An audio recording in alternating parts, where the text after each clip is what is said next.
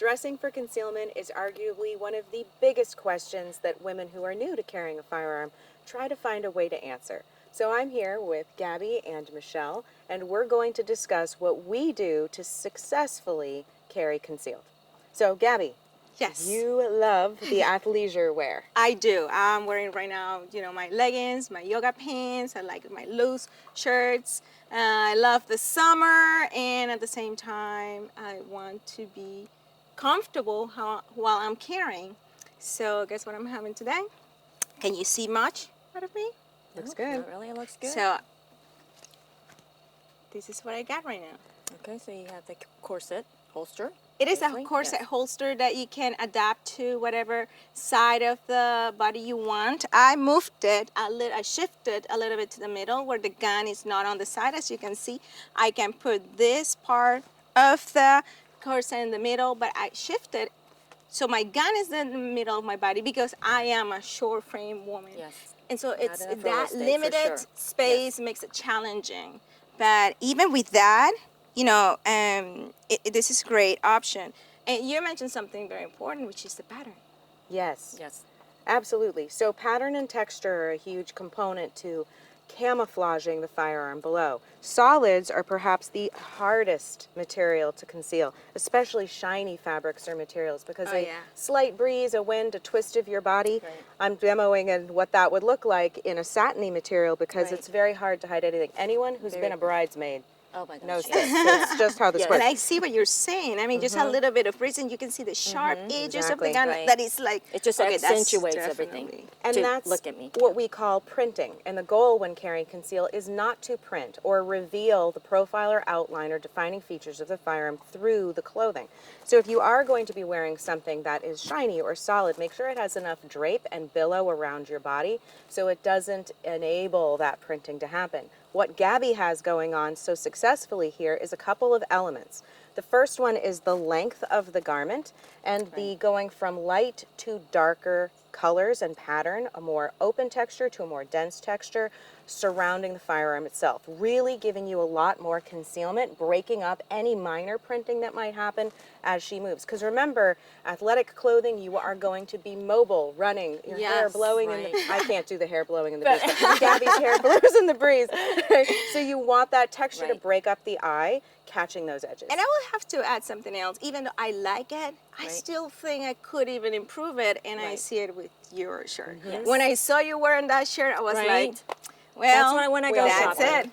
it. Yeah. Mine is probably opposite. I have the dark on top and then more pattern on the bottom. And that's when I'm shopping, it's still cute, right? I mean, it's dressy. I'm wearing it with cargo pants today, but it kind of gives me enough room, kind of flowy, but not too much. And it what I doesn't- really like is the material. Yes. Like mine is a little bit more thin. It's a little thicker, Yours but a little bit thicker. it doesn't wrinkle. So this is usually in the cooler months. This option right here, I could go from spring to winter, dressy or casual.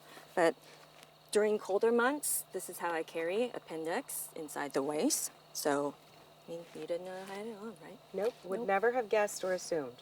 So that's what you just did is always Yep. really funny because I always encourage people to do the twist and shout and the YMCA dance in the mirror before you leave the Yeah. house.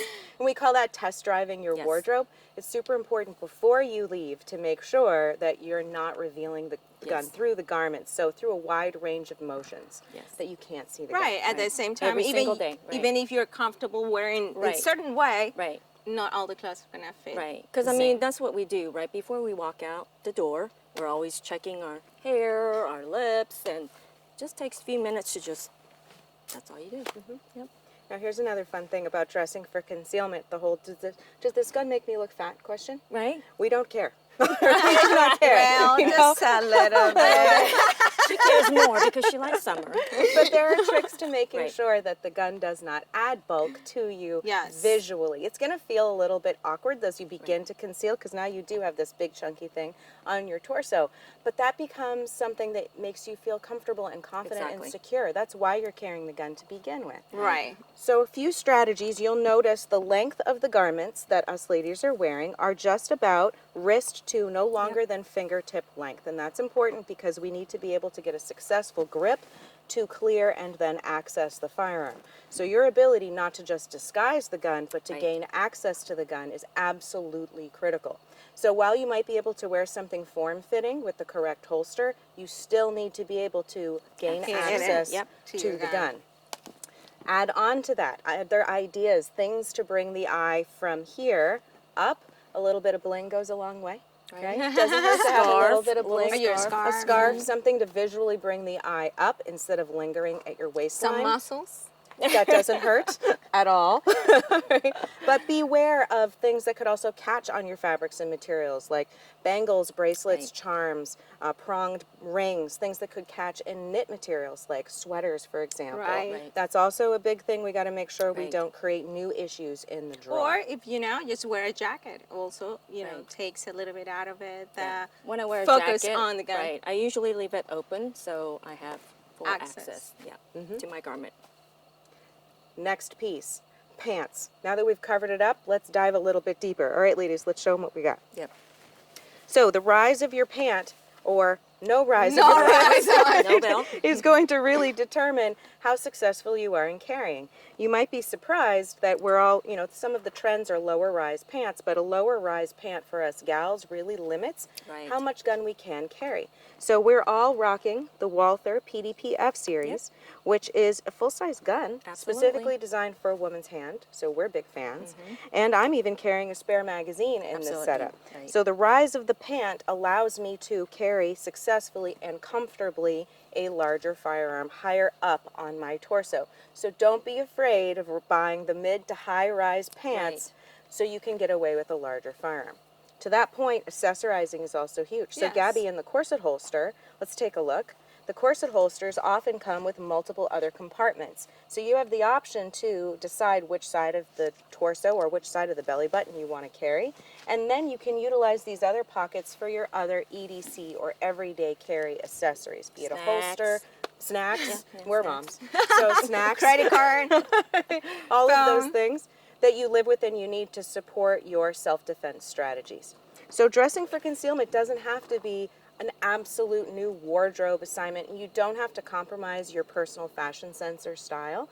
Go closet shopping first. Exactly. Build your that's exactly foundation, what- and then go closet shopping. Try your And have outfits fun on. with it. Right. Yeah.